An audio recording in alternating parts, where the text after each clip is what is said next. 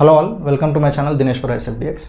Last వీడియోలో మనం క్యూబుల్ apex గురించి చూసాం కదా. ఇప్పుడు బ్యాచ్ అపెక్స్ గురించి చూద్దాం.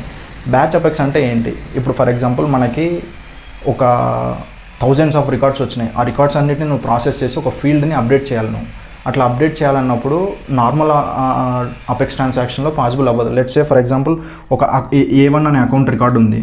దీనికి ఒక 60,000 కాంటాక్ట్ రికార్డ్స్ ఉన్నాయి. ఈ A1 అనే అకౌంట్లో ఏదైనా ఫీల్డ్ అప్డేట్ చేసినప్పుడు నాకు 60,000 దాని రిలేటెడ్ కాంటాక్ట్స్లో కూడా ఒక ఫీల్డ్ని అప్డేట్ చేయాలి అని చెప్పినాం అనుకో. ఇది నీకు నార్మల్ అపెక్స్ ట్రాన్సాక్షన్లో పాసిబుల్ అవ్వదు. ఎందుకంటే నువ్వు నార్మల్ అపెక్స్లో SOQL మనకి ఓన్లీ 50K రికార్డ్స్ మాత్రమే సపోర్ట్ చేస్తుంది, అంటే రిట్రీవ్ చేయగలుగుతుంది.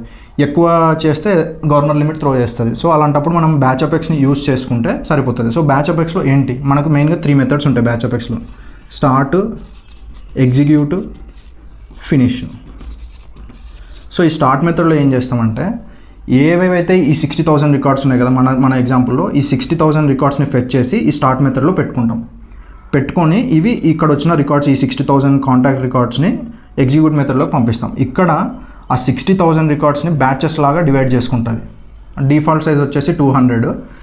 Maximum it can go I think 2,000 records వరకు నువ్వు సైజ్ సెట్ చేయొచ్చు. సెట్ చేసినాక ఈ 60,000ని లెట్స్ 60 అనుకోకుండా 10 అనుకోండి. నువ్వు ఈచ్ బ్యాచ్ 2గా డివైడ్ చేస్తే 5 బ్యాచెస్ వస్తాయి. ఈ 5 బ్యాచెస్కి ఈ ఎగ్జిక్యూట్లో రాసిన లాజిక్ పర్ఫామ్ అయిపోయి లాస్ట్కు ఫినిష్ మెథడ్కి వస్తుంది. ఫినిష్ మెథడ్లో మ్యాక్సిమం ఈమెయిల్ రిలేటెడ్ థింగ్స్ రాసుకుంటాం. అంటే ఇవి బ్యాచ్ ఫినిష్ అయిపోయిందని చెప్పి అడ్మిన్కి ఈమెయిల్ రాసుకోవడమో లేదు ఏదో ఒకటి.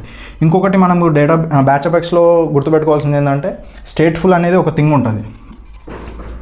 సో ఇది ఎందుకు వాడతామంటే ఇప్పుడు ఏదైనా వేరియబుల్స్ డిక్లేర్ చేసుకొని ఇన్ని రికార్డ్స్ ప్రాసెస్ అయినాయి. ఇప్పుడు ఫర్ ఎగ్జాంపుల్ ఈ బ్యాచ్ ప్రాసెస్ అయింది అనుకో, మళ్ళీ నెక్స్ట్ బ్యాచ్కి వెళ్తుంది.